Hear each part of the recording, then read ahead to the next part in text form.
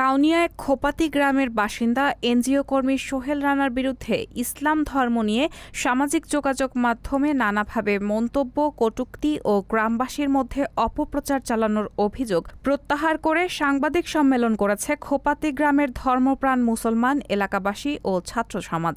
সোমবার দুপুরে উপজেলা নির্বাহী কর্মকর্তার সম্মেলন কক্ষে যৌথ সাংবাদিক সম্মেলনে এলাকাবাসীর পক্ষে লিখিত বক্তব্য পাঠ করেন ছাত্র সমন্বয়ক মিঠু মিয়া।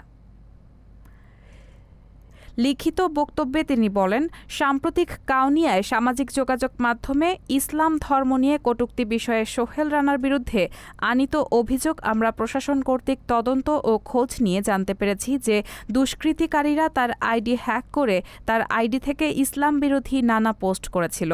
সোহেল রানা তা পোস্ট করেননি। এ বিষয়টি মিথ্যা ও বানোয়াট। তাই আমরা এলাকার ধর্মপ্রাণ মুসলমানেরা সাংবাদিক সম্মেলনের মাধ্যমে আমাদের অভিযোগ প্রত্যাহার করে নিলাম। পরে উপজেলা নির্বাহী কর্মকর্তা মোহাম্মদ মহিদুল হকের নিকট অভিযোগ প্রত্যাহারের আবেদন প্রদান করা হয়েছে।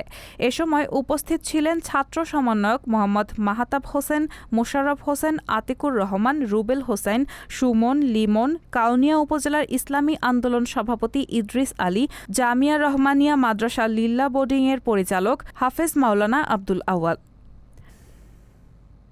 উল্লেখ্য যে গত ১ সেপ্টেম্বর ২০২৪ এনজিও কর্মী সোহেল রানার বিরুদ্ধে ইসলাম ধর্ম নিয়ে সামাজিক যোগাযোগ মাধ্যম ফেসবুকে নানা মন্তব্য, কটূক্তি ও গ্রামবাসীর মধ্যে অপপ্রচার চালানোর প্রতিবাদে খোপাতি গ্রামের ধর্মপ্রাণ মুসলমান, এলাকাবাসী ও ছাত্র সমাজ বিক্ষোভ মিছিল করেছিল এবং এই বিষয়ে প্রতিকার চেয়ে উপজেলা নির্বাহী কর্মকর্তা মোহাম্মদ মহিদুল হকের নিকট ধর্ম উপদেষ্টা বরাবর স্মারকলিপি প্রদান করেছিল। রায়হানা মুন, সবার কথা।